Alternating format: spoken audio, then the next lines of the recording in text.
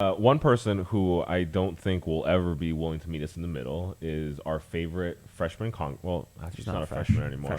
Freshwoman. Yeah. It is Alexandra Ocasio-Cortez, Yeah. who I know you want to talk about today. I do. And to be fair, I do not like her socialist policies, but she is willing to meet libertarians in the middle on some things. So, on the things they're wrong. Yes. Libertarian Joe. Yeah, it's very easy to agree with people when you're wrong and they're wrong too.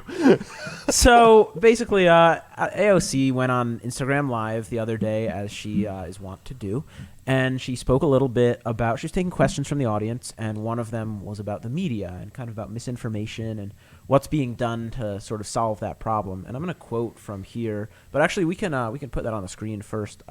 We can just show you the video of AOC speaking. See. Any discussion in Congress about federal truth and reconciliation or media literacy initiatives to help with healing? I definitely, I can't say, I don't think that the response, this kind of like medium term response has fully crystallized yet. But what I can say is that there's absolutely a commission that's being discussed, but it seems to be more investigatory in style rather than truth and reconciliation. And so I think that's an interesting concept for us to explore. And, you know, I do think that several members of Congress in some of my discussions have brought up media literacy, because that is a part of what happened here. And we're going to have to figure out how we rein in our media environment so that you can't just spew disinformation and misinformation.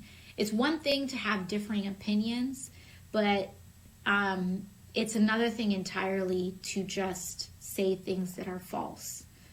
And so that's something that we're looking into.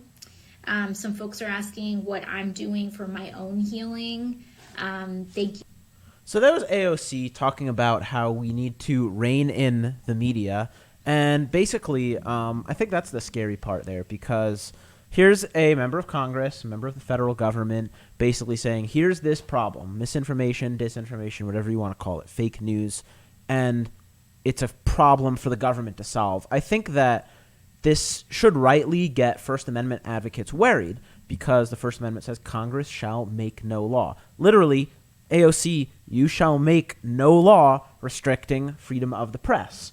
And it looks like that's kind of what she's trying to do, though. And the scary part is that she's coming at it from with good intentions. It seems she wants to get rid of fake news and get rid of good things. That's not from her.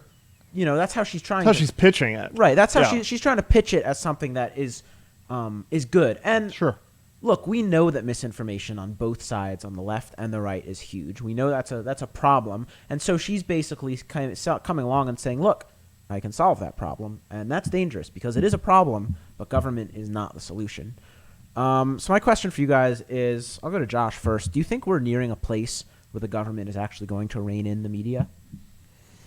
I don't know why all three branches are going to be controlled by Democrats. I don't know why, and the media certainly is controlled by the left and Democrats. I don't know why they would want to rein them in.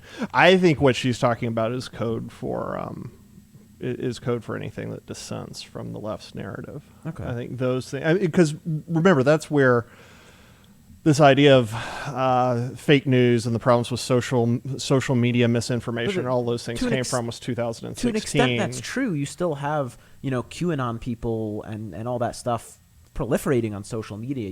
That's still an issue. So there is a problem there with fake news, with conspiracy theories, with just stuff that isn't true on both sides. With the left and with the right. Making its rounds on the internet. It's not clear to me there's ever been a time in human history when that hasn't been the case. Right, and I'm saying it. I'm not disagreeing with you. I'm just saying it is an issue. She is pointing to a real issue, and she is saying, "Here's my terrible, terrible solution."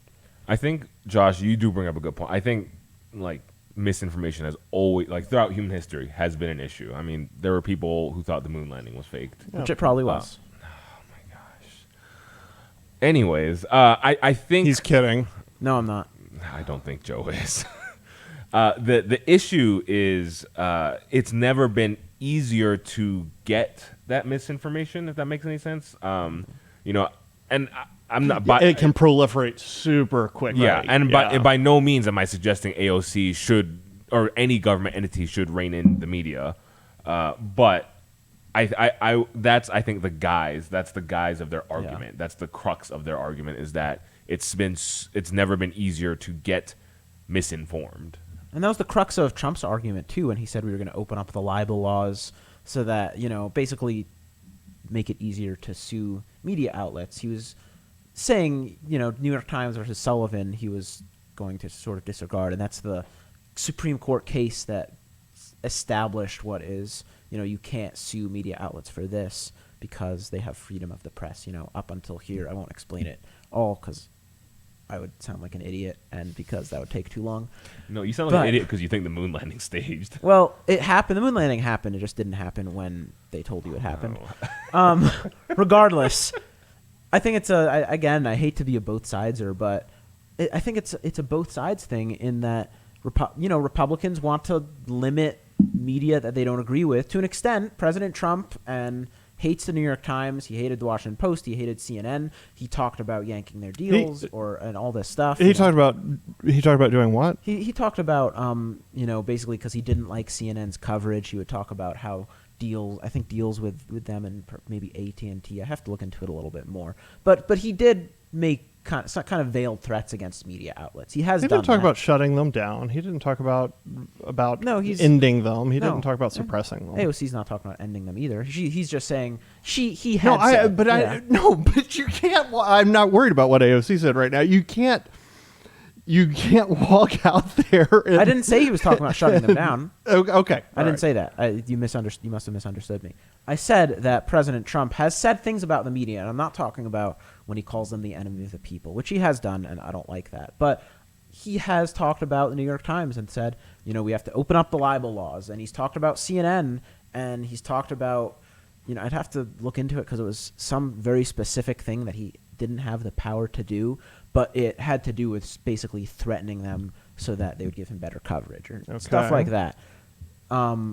And I will look that up later, but it is true. It's a both sides thing. So what's the point? The point is conservatives and liberals are both doing this terrible thing to the media, right? They are attacking First Amendment rights, and I think that's something we should worry about, right?